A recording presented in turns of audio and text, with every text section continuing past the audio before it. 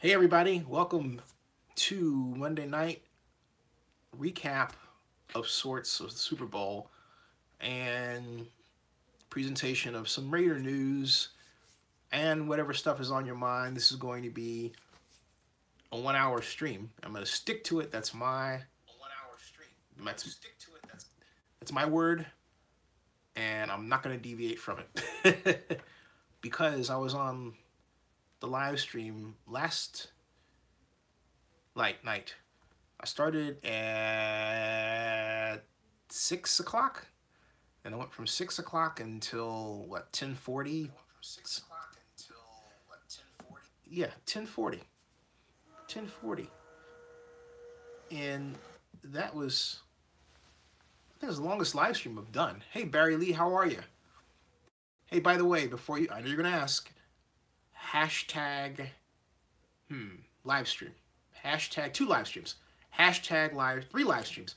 Hashtag live stream. Hashtag Raider Nation. Hashtag talk. Yeah, how's that? Yeah, that'll work. That'll work. Now, my question to you is, hey Vincent, how are you? Vincent asked the magic question. Hey, no one's ever asked me that question. What did I think of the Super Bowl? Aside from the fact that in truth it was the 6th highest rated Super Bowl ever, and I'll talk about that a little later, I thought it was the most satisfying strategic Super Bowl game I've ever seen in my life. I mean, for a person who loves the passing game and who considers himself a student of the passing game, hello ML Scott. Oh, by the way, if you're watching this as a video on demand, a standard video after the live stream, I am responding to the chats as they appear on the screen that you can't see in this version. How you doing? But I thought it was that. Now, Vincent, you type more yards allowed in any Super Bowl in NFL history or any postseason game, because there were regular season games that had more yards. But my spin on that is, this is actually very similar to the discussion regarding ratings. You can look at it 2 ways. You choose to look at it as more yards allowed. I choose to look at it as more yards gained. In other words, the offenses performed at a high level. And thank you for sending the tweet, Barry Lee. A high level. It may be more detailed in my explanation. There was a lot of innovative passing that was in it. It's the first Super Bowl ever, and may very well be the first postseason game in NFL history where both quarterbacks were the targets of passes from their offensive teammates, right? I've never seen that before. And pretty much, identical plays called at about the same part of the field you'd expect them to be called, right? Hey, John Marks, how you doing? And when it wasn't that, we saw the Eagles twice run what was once on three occasions, a true 4 wide receiver to one side, asymmetric offense formation. And at one point, the Patriots, I believe, had a diamond before they brought James White. In other words, a diamond is you have the split in, 2 backs, and the flanker, or split in, flanker, and tight end and back, before they brought James White back into the backfield with Tom Brady. So there was a lot of experimentation on a level I've never seen before. Those plays were designed specifically, many of those plays were designed specifically for that game, particularly on the Eagles side. For example, the Nick Foles catch, that was specifically designed for the Super Bowl. Okay? And that's not in and of itself unusual to design a play for that game, but these are plays that you can't consider one-offs, that you should expect to see in someone's game plan this coming NFL season. I believe that what we saw in that game is going to spark the second offensive revolution in the NFL passing games. The majority of the approaches that the Eagles used in particular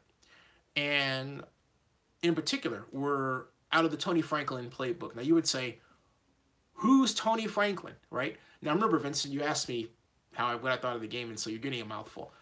Tony Franklin is currently the offensive coordinator for Eastern Kentucky University. He was the offensive coordinator at my sturdy Golden Bear Cal for about 5 years under Sonny Dykes, and basically built the Jared Goff that got the position, or was put into position to be the first pick player taken in the NFL draft last year. 2 years ago now. It's in 2016. 2017 was his second year. But I digress. What Jared Goff learned at Cal was never installed in the Rams offense under Jeff Fisher, and arguably only elements or maybe approaches or concepts that kind of maybe look like it have found their way into the Sean McVay Rams system. But that aside, my point is there is no question but that they were very effective at Cal. What were they? Well, for example, this process, this not process, but this approach of having the halfback to the right side of the quarterback, or the left side, and then moving across horizontally where you fake it. Now, that part of that's Chip Kelly, right? But in the Franklin offense, he would fake that and then throw to the other side, okay? Approaches like that. Approaches that will run pass options wherein the tackle didn't even block the end, and the quarterback would roll to that side where the end was and throw a slant. Okay, in the Tony Franklin offense, the quarterback was actually rolling and then throwing a deep pass. The idea was to move the safety out of the way and have the safety go this way. Okay, approaches like that. A lot of run pass option style play design that we saw from the Eagles during the season, but more often were ran out of conventional sets. That is, split end, flanker on the other side, as opposed to 3 wide receivers on one side, and the split end or the tight end on the other split out wide like Zach Ertz, and then Jay Ajayi in the backfield, or LeGarrette Blount, right? And they would run an RPO, run pass option out of that. Well, Tony Franklin really popularized that approach before it saw the NFL, before it saw NFL use. It's a college approach. And the reason why I say it with such excitement is because also John Harbaugh, who was a guest on the NFL Network, not the NFL Network, but on the NBC pregame, was derisively calling the Eagles' approach a college offense. And I thought, oh, here we go again. You're going to tell me that there's something wrong with a system that borrows heavily from college? Well, if that's the case, you might as well indict Bill Belichick and the New England Patriots, and in particular, their offensive coordinator, because Bill Belichick had dispatched Josh McDaniels to visit Urban Meyer and learn about the spread option in 2006. And that visit was the focus of a now famous piece written in, of all places, the New York Times. So we're seeing the evolution of the remolded NFL offense, NFL passing offense that has college, high school level developed concepts, okay? And they work.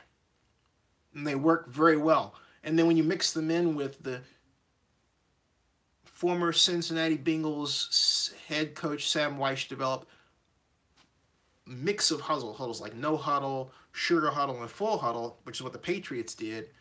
And you could fine-tune the huddle for timing purposes, like, well, we're going to hurry up and catch these guys with 12 men on the field, so we're not going to huddle, we're going to go now. Or, we want to milk down a little bit of the clock, keep our defense on it, and also, get time to call this play, so we'll go to a standard huddle. They use the huddle to play with time. The Patriots did, more so than the Eagles did, all right? The Patriots racked up 505 passing yards, and only a fool would ignore what they did or pass it off as it being just, Brady at his best. Yeah, Brady executed it very well, But what he was asked to execute was a thing of beauty in terms of its game plan design. It really was. And so I'll get to now that so basically what I thought of it was different from what you said. I thought it was the best offensive game, passing offensive game I've ever seen in my entire life. And I believe if the coaches in the National Football League are as smart as I hope they are, we're going to see some exciting offense this coming season, and we're going to see approaches that go even beyond what we saw in the Super Bowl. John Marks asks, is this Tony Franklin the same guy who kicked for the Eagles? Inquiring minds want to know. I don't know that. I'll check. Vincent Los Bielas has agreed. Go CSU Rams. How are you? He says, it was a very close game. I enjoyed the game. It was a better game than last year's game, in my opinion. It was. Let me get the rest of your comments. And thanks for doing a live stream last night. Go CSU. How you doing? And Rob Byman, how are you? John Marks, how are you? John Marks asked about the kicker thing. And John Marks says Super Bowl raised lowest ratings since 2009. Actually, it wasn't. It was the 6th highest in NFL history. And see, I'm glad you brought that up, because the actual breakdown of the games is right in your description. But people don't read, okay? And what happens is that the reason why I pointed to this is because there's this rush to say, oh, the NFL is doing poorly, and then next thing you know it's coming. Oh, it's the NFL protest worked. Oh, and the whole anthem thing, and all this garbage that was done to really get, by Donald Trump, to really get the collective mind of people off of what the latest dastardly deed he's doing is, right? The bottom line is that the Super Bowl had, in its first overnight ratings, a 47.4 share, all right? And that made it, and I've got the breakdown here, I'll tell you the breakdown, that made it the 6th highest rated game in history. Now,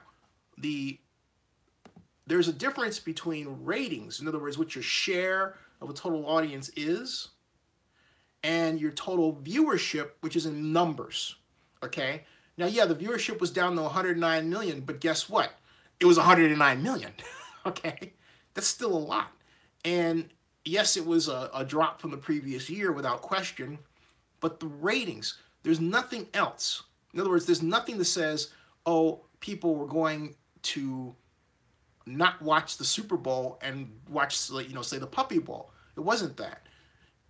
Anything. It was, if anything, the real reason for the ratings difference, as I see it, was the matchup. People have, I believe America has what I call Tom Brady fatigue. Hey, by the way, speaking of ratings, I want you to see something here. I just want you to see something. This is the Deshaun Watson tweet of 9 hours ago, officially day 1 of the 2018 NFL season today, and today is officially my first day back running. Crazy how God works. Gotta have it all. Memo 815, okay? Deshaun Watson is back, folks.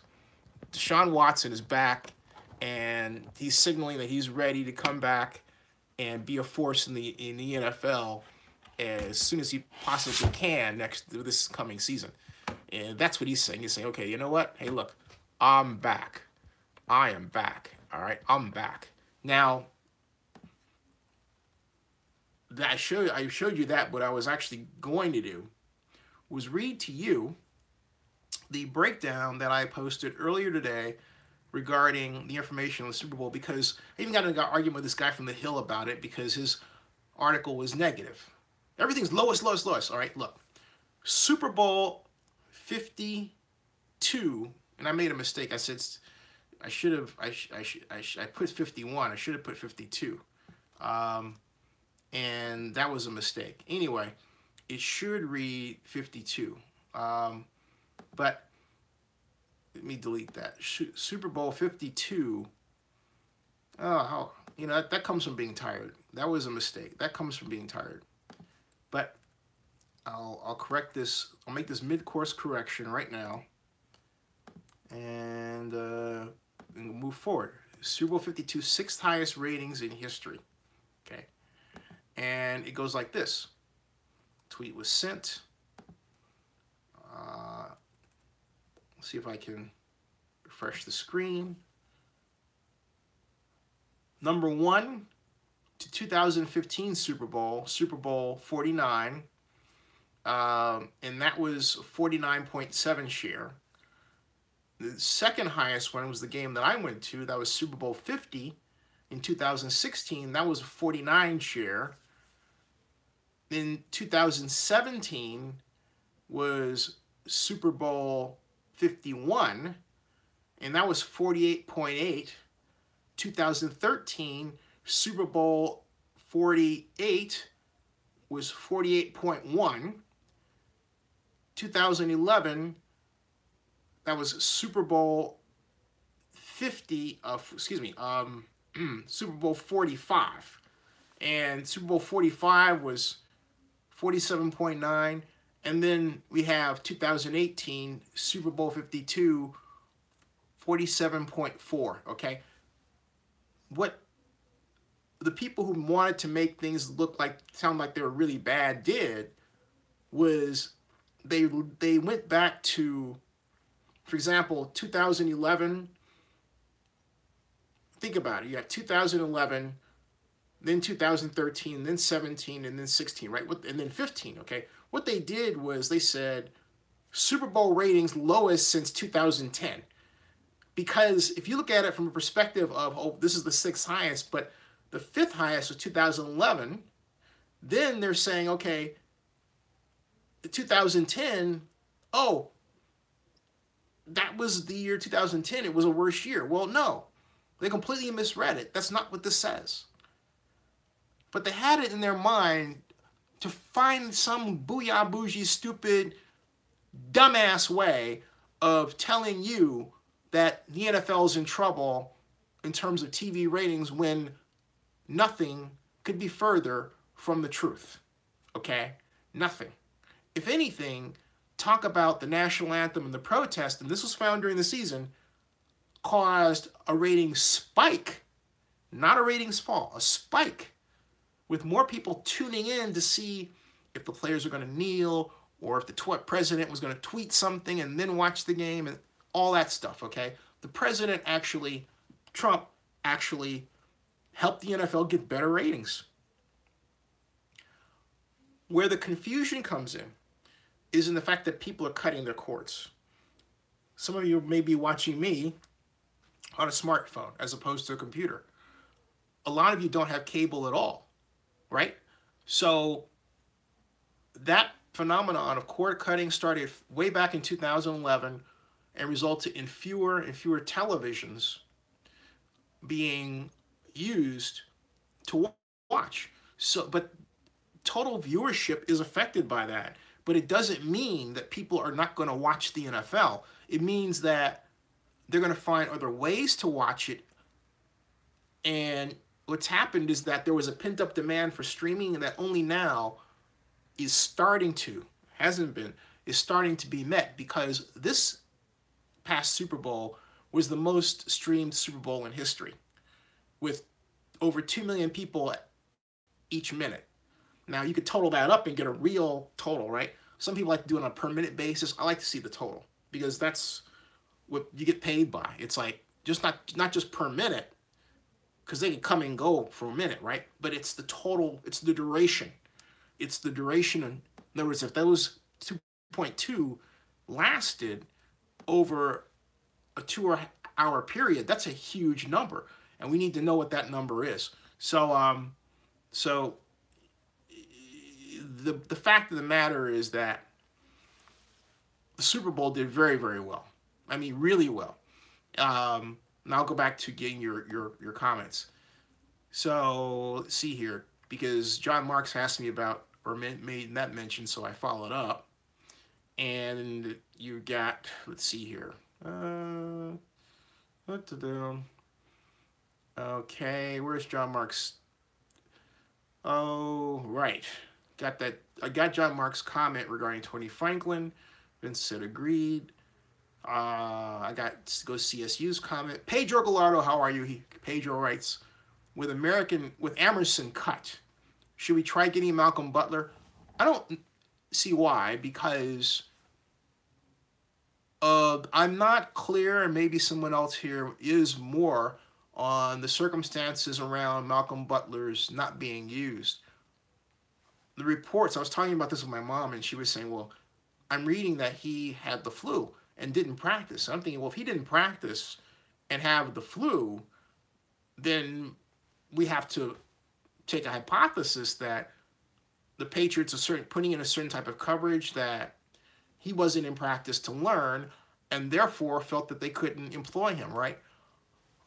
I remember checking on the night before the Super Bowl, the NFL media's website, and I saw a transactions report that was, no, excuse me, NFL and injury report, and transactions report, excuse me, that was empty. It was blank.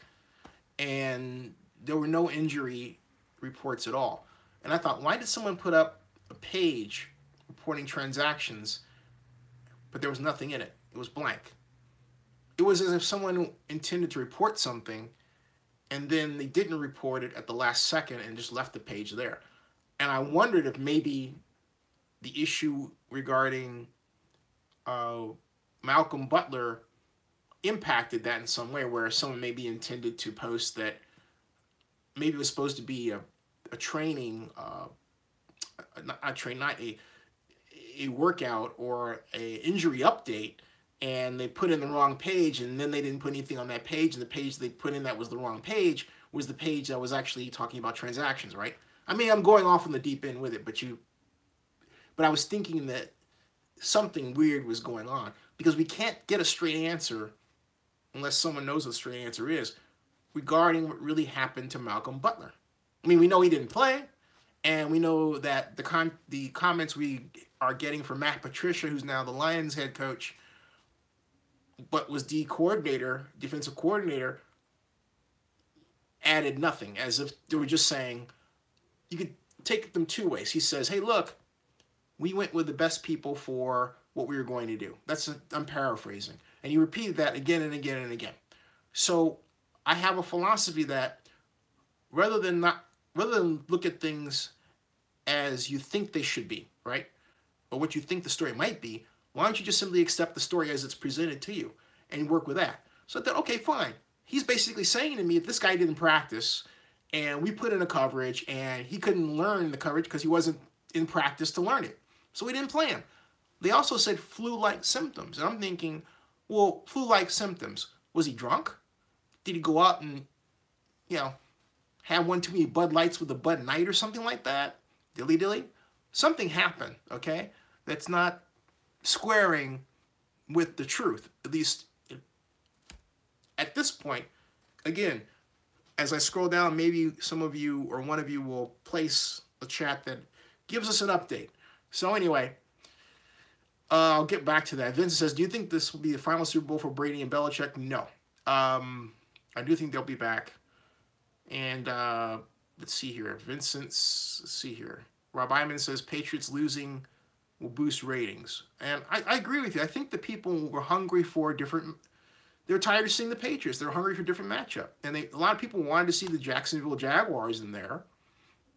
And why not the Jaguars against the Eagles, right? Two first-timers, neither of which had won a Super Bowl.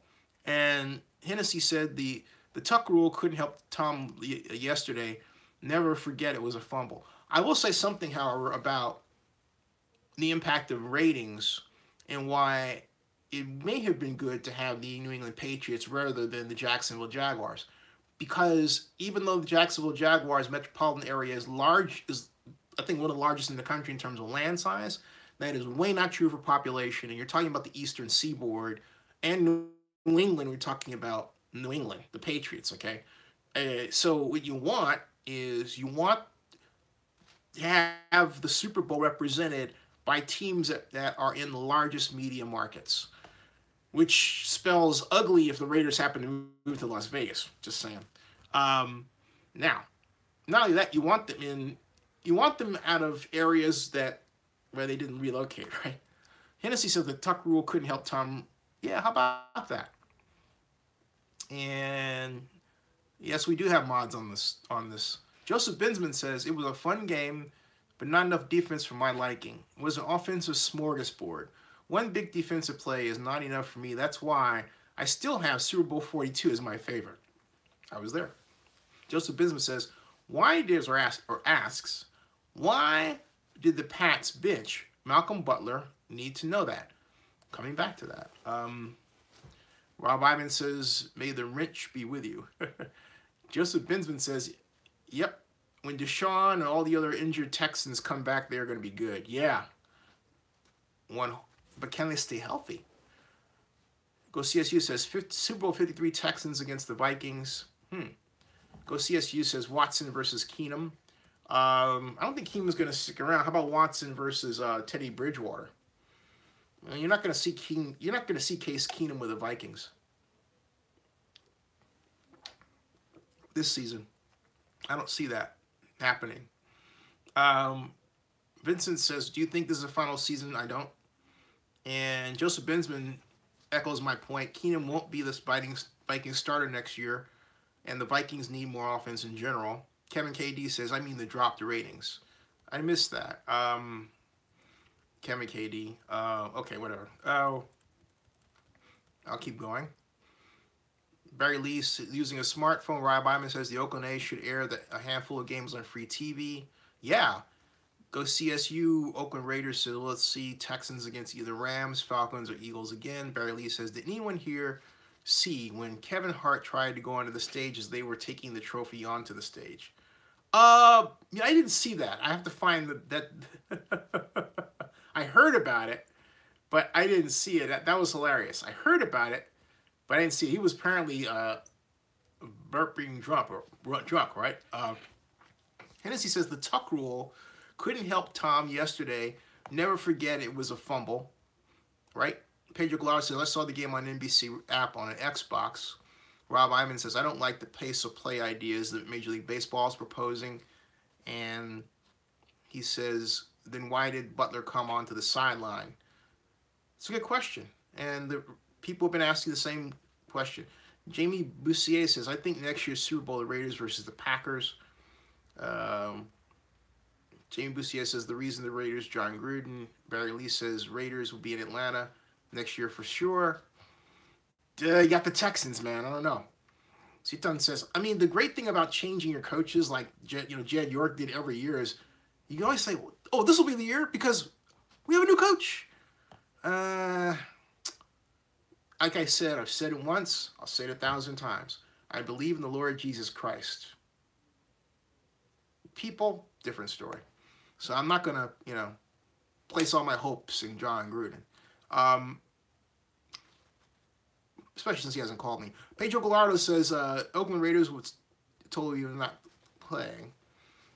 And Go CSU says that the Raiders will be in the playoffs but not the Super Bowl. Joseph Binsman says definitely think this was some sort of incident and or disagreement between Belichick and Butler or Patricia and Butler. This sort of thing has happened before. The Patriots, can you give us an example? Go CSU says, oh, gotcha. Hey, Pedro, can you just please call me Go CSU? Got it. All right. Jamie Bussier says, I'm a Ravens fan, and I still think the reason the Raiders are making Super Bowl winning. Okay, Vincent Laspinuso, did I get that right?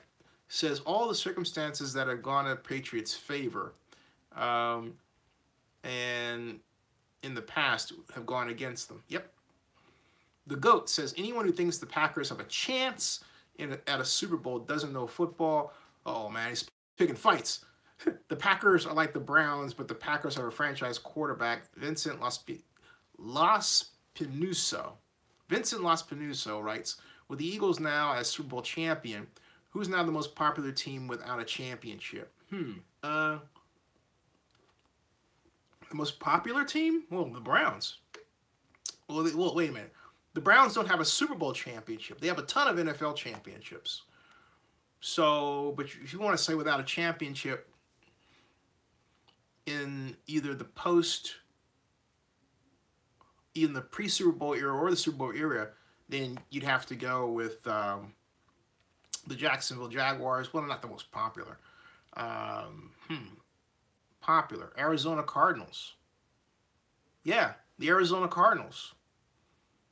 Right? Because the Cardinals have been to the Super Bowl, but they lost. They lost to the Steelers. Right? So, yeah. And so Kevin KD said everything came full circle from 2016 last night with the Pats loss. Vincent Laspacino says the Vikings and the Bills. Yep, you can pick those two, the Vikings and the Bills. But, you know, it's easy. See, the Vikings and the Bills have been there multiple times.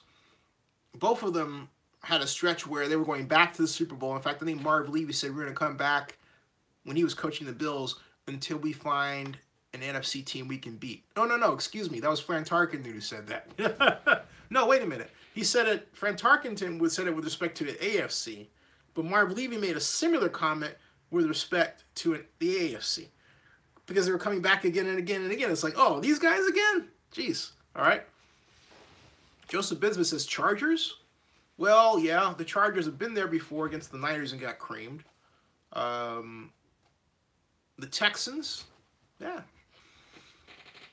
Vincent Las Pinuso writes, Tarkenton was great, an all-time great. And, yeah, the Lions, except I believe the Lions win an NFL championship? Hold on.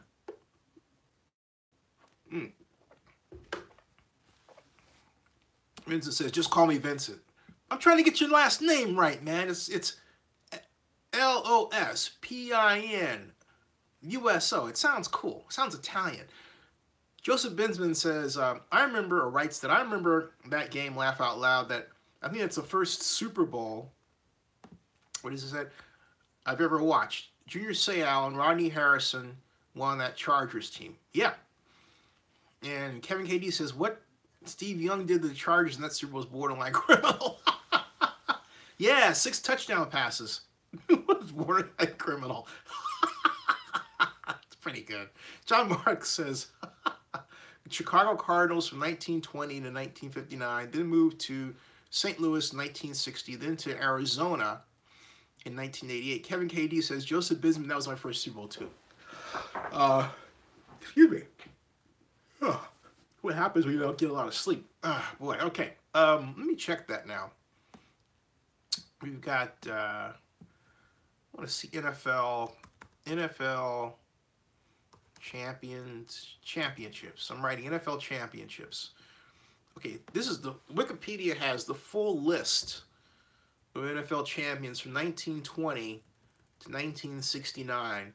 This was the pre-Super Bowl era. So we start with the Akron Pros, and then the Chicago Staleys.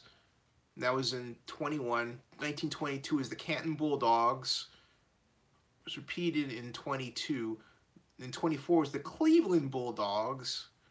And then 25 was Chicago Cardinals. And 26, it was the Frankfurt Yellow Jackets. These names. And then 1927, the New York Giants. 1928, the Providence Steamroller. Not Rollers, Roller. 1929, Green Bay Packers. 1930, Packers again. 1931, the Packers again. 1932, the Chicago Bears. Then NFL champion, 1933 to 1969. We had an Eastern Division and then Western Division. You had the American Conference and the National Conference, the Eastern Conference and the Western Conference. Anyway, 1933, the first champion was the Chicago Bears. Then 34, the New York Giants. Then 35, the Detroit Lions. Then in 36, the Green Bay Packers. Then in 37, the Washington Redskins. Then again, the Giants. The Packers again. The Chicago Bears. And the Chicago Bears again. The Washington Redskins. The Chicago Bears. Packers. Cleveland Rams. Where'd that come from? The Chicago Bears in 46. 47, Chicago Cardinals. 48, it was the Eagles. 48 was the Eagles. 49, the Eagles. Then 50, the Cleveland Browns. 51 the LA Rams, 52 the Detroit Lions, 53 the Detroit Lions, 54 the Cleveland Browns, 55 the Browns, 56 the New York Giants, 57 the Detroit Lions, 58 the Baltimore Colts, 59 the Baltimore Colts again, 1960 the Philadelphia Eagles, never to have been heard from again until yesterday. Okay, the Green Bay Packers in 61, again in 62. 63, excuse me, is the Chicago Bears. 64 was the Cleveland Browns. 66, they skipped a year. 65 or 66. It's kind of weird dating here. But at any rate, it's the Green Bay Packers again. 67, the Packers, and the Packers again. And then the Baltimore Colts, and then the Minnesota Vikings. Interesting here is that you see how the NFL evolved by reading the names of the runner-up. For example, the last 4 years of the NFL featured the losing team, each of those last 4 years being the Dallas Cowboys. Okay, the Dallas Cowboys. That starts with the Ice Bowl in 66, and then in 67, and then they lost again to the Colts. Excuse me, did I say the Dallas Cowboys the last 4 years? That's wrong. That was wrong of me to say that, all right? It was the Dallas Cowboys and then the Cleveland Browns. You know, my eyes actually fixated on the Dallas Cowboys as appearing 4 times. I'm not kidding you. I had to blink. I thought, what? I had to blink. A cowboyitis. At any rate, you can still see how the NFL changed over the last 4 years of the NFL before the Super Bowl era. The losing team in 1966 and 67 was the Dallas Cowboys. And then the Baltimore Colts beat the Cleveland Browns in 68, and the Browns returned to the NFL Championship, and they lost to the Minnesota Vikings. So if you want to pick a team out of all that crossed into the Super Bowl era and still didn't get anywhere and yet's in the NFC, right? Well, going down the wire, you'd have to look at, you'd have to say it would be the Arizona Well, yeah, you have to say it's the Arizona Cardinals. Because even the last time you ever heard of the Cardinals was the Chicago Cardinals in 1947, and Arizona would say, we had nothing to do with that. Unlike the Eagles, which were in Philadelphia in 1960 when they won the championship, right? And so the long-suffering Eagle fans are truly just that. You're not going to find anybody in Arizona saying, yeah, I was back in Chicago then, and okay. I mean, all right, you find somebody in Arizona who was in Chicago when the Chicago Cardinals won the championship, you call me. Let me know. I just want to know. Okay. So anyway, there's that. The Green Bay Packers had the most winning years, as you may know, in the NFL. They had 1929, 30, 31, 36, 39, 44, 61, 62, 65, 66, and 67. Followed by the Chicago Bears, the Giants, the Lions, the Browns, the Eagles, the Baltimore Colts, the Canton Bulldogs, the Chicago Cardinals, the LA Rams, the Washington Redskins, the Akron Pros, the Cleveland Bulldogs, the Providence Steamrollers, the Minnesota Vikings. Yeah, the Vikings are long overdue. Frankfurt, well, that's still 1969. They had winning years. These are winning years, okay? And the Dallas Cowboys, of course, we know that they've had post-NFL success on a major scale, all right? But those are your lists, okay? And Joseph Binsman says the Chiefs haven't won in a long time. They haven't won since '69. But they have won in the Super Bowl era. Yeah, so they have won the Super Bowl era. Go CSU says the Cardinals started professional football. But Kevin KD writes the Arizona Cardinals is cashier for football, the St. Louis Cardinals. And John Mark says professional football in 1898. Yeah, actually, it went back that far. It went back that far. Um, yeah, and went back that far. Joseph Binsman writes, I feel bad McNabb and Dawkins didn't get a ring. Two of the Eagles I always respected. And Go CSU writes, the oldest team in the NFL, Chicago Cardinals from 1898 to 1950, then St. Louis from 1960 to 1988, then Arizona from 1988 to now. Right. Like I said, Go CSU, find somebody, anybody, who can claim that they were alive when the Chicago Cardinals were just that. Okay? And that's, and aware of them. All right? If you were 20 years old in 1950, you still could be around. Yeah, 20 in 1950 would make you, let's see, 30 in 1960, 40 in 1970, 50 in 1980, 60 in 1990, 70 in the year 2000s, and then 80. So yeah, okay, so my mom, but see, my mom wasn't aware of the Chicago Cardinals. She might have been. She might have been. She might have been. But you see what I'm getting at, all right? Yeah. You see what I'm getting at, okay? That it's, it's not likely. Pedro Gallardo says, I was saying, bring it home for Jerome yesterday. He was an Eagles player who died during the season. Well, how about the death of the Colts linebacker? Okay, so now we can talk about what happened with David Amerson. So we talked about that. David Amerson had a foot injury, and it caused him to miss 10 of 16 games last season. He came to the Raiders as a free agent from the Washington Redskins, had his breakout year in 2015, had 4 interceptions. During his career with the Raiders, 2 of his interceptions were returned for touchdowns. And so, so,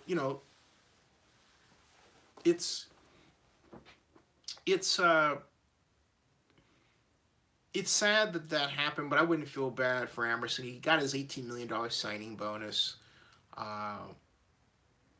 He's comfortable, I'm pretty certain he didn't blow his money, and he's going to get picked up by someone once he's able to pass the physical. And so, yeah. Hey, Go CSU. See you guys later, all right? See you. I'll see you. I will see you. And I'm not too far behind you. As I said, I'm going to stop the stream. I said this is a 1-hour stream, so I'll stop it at about 1:15. This is 1:03. Kevin KD informs us that Dave Amerson got paid. He certainly did.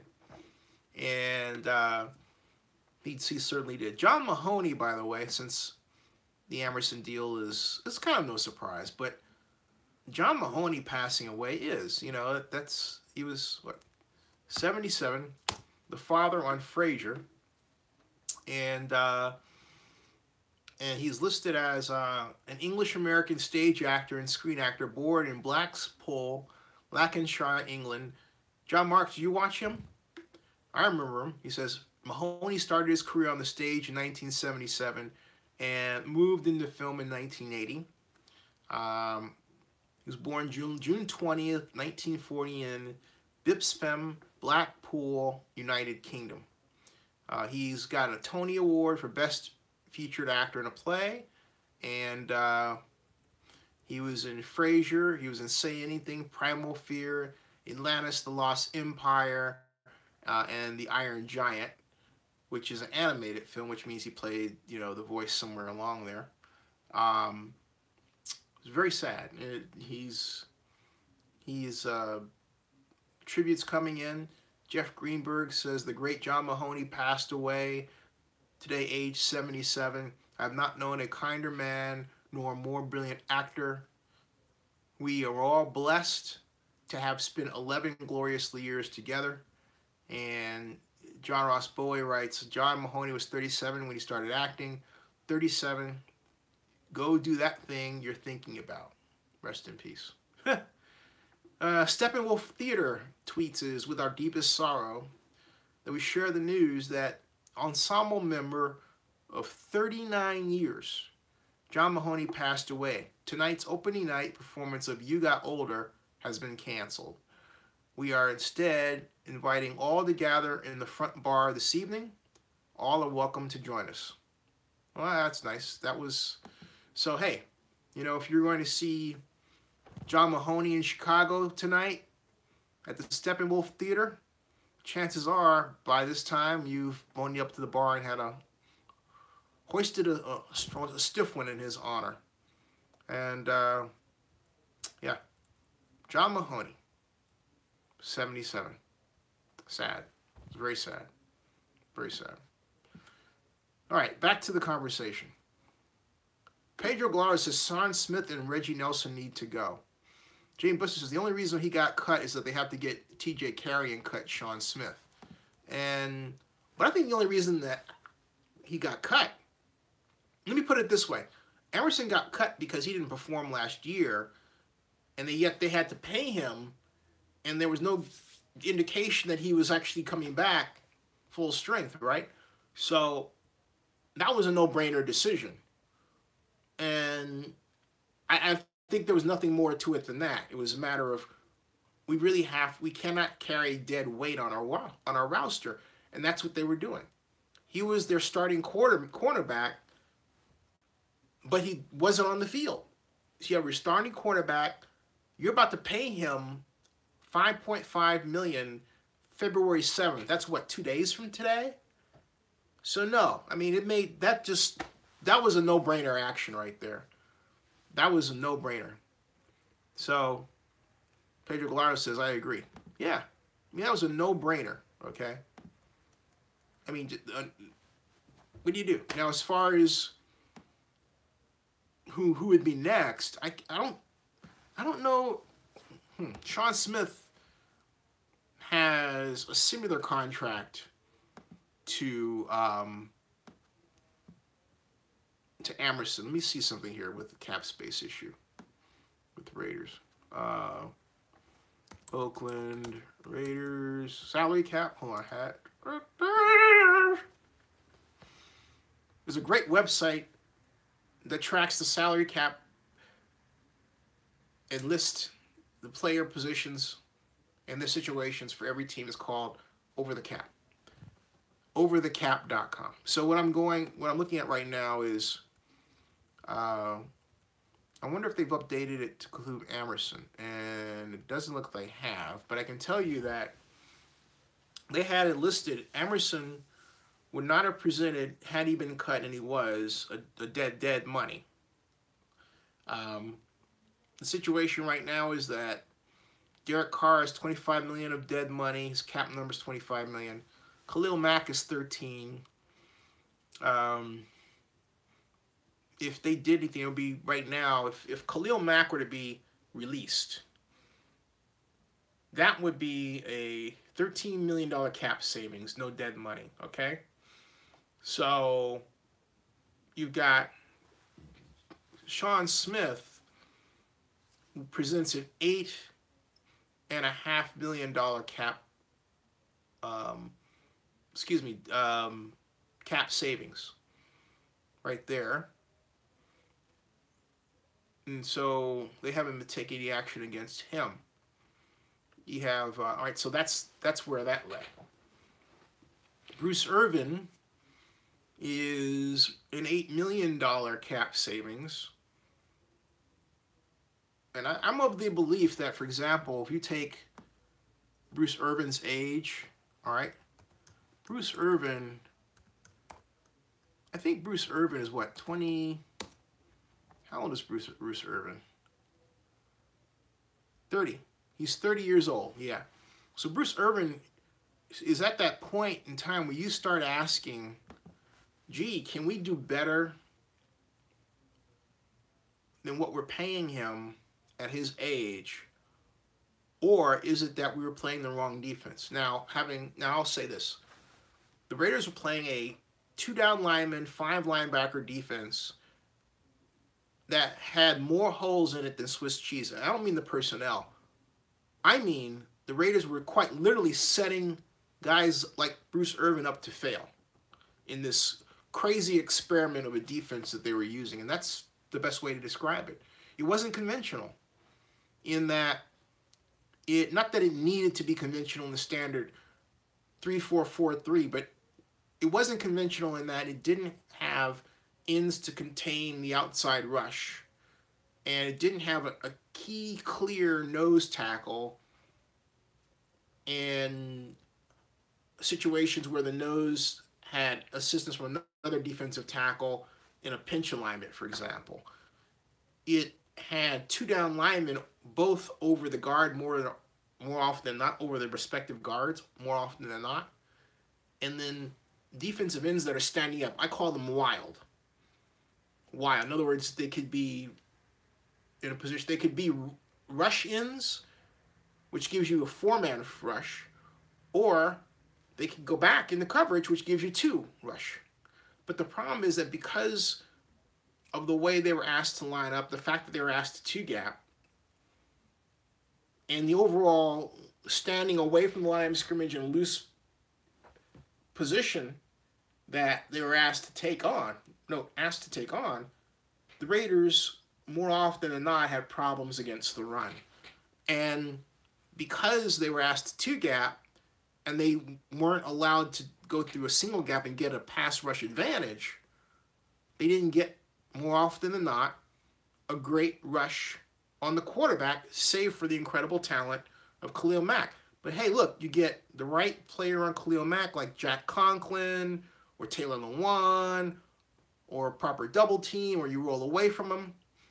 You have that one problem solved, and you can throw. And a lot of teams did that.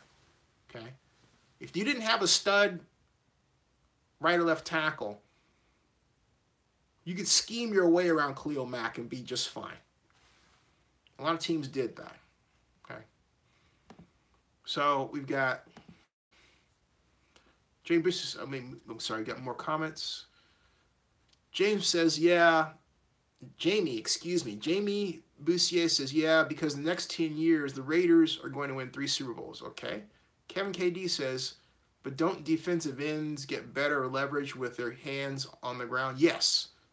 And Kevin KD says, how do you get under pad level when your hand's standing up high? Right. You don't.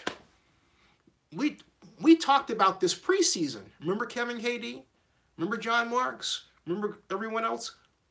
This was an issue going back in preseason, okay?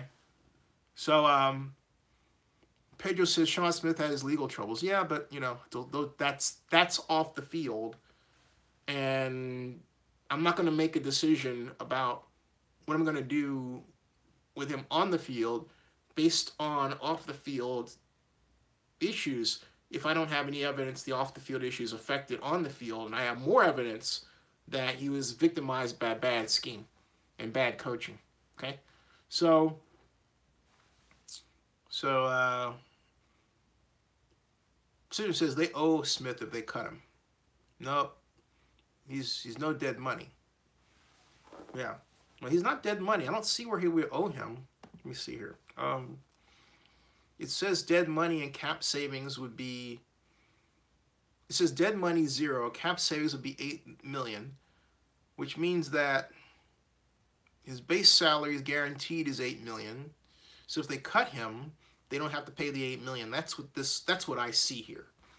There's no indication they're going to do that right now, but of course, hey, it's February 6th. The day is young, right? The day is young. Speaking of which, the day is young. This fellow is fading. Kevin KD says, yeah, I remember that live stream when you talked about how bad the Raiders looked in the preseason. Yeah.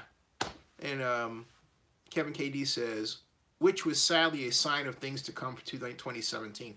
I told you, right? I said I don't believe the Raiders defense is going to serve the organization well if this pass rush leverage problem is not solved. It looked like at the last game of preseason, the Raiders were on their way to solving that problem, but the coaching adjustments they made were not sustained through the season. And there were other problems of undisciplined defense that have to be attributed to coaching. So yeah. So folks, it is 1:15 in the morning, and I'm going to bid everybody adieu and say see you all tomorrow at 11 with my special guest. My special guest. That's right. I'm going to make it 10:30. AP Stedham, who covers the Alabama Crimson Tide like no one else. We're gonna talk about the Super Bowl from his perspective and what he sees as trends to watch out for in terms of personnel moves, both in the NFL and also with respect to Alabama Crimson Tide players. More specifically, which Crimson Tide players are going to be top ranked and coming out. Who does he think will be a great fit for the Oakland Raiders? I think you have some idea what he might say. So, and Joseph Bensman says, any thoughts on the Dow Jones? Yeah, but I'm going to save that for tomorrow because I'm going to do more live streams during the day. And I do have a lot of thoughts on the Dow Jones, but I don't want to mix them in here. But as John Marks would say, watch horror films, keep America strong. Jamie Bussier says, bye. Hope Sean Smith gets cut. gets cut. We shall find out in a few minutes what happens. A few hours? Yes. Wax on, as Crawford would say, he's not here. Wax on, wax off. Wax on, wax off. Wax on, wax off. I'll see you. All right, see you later.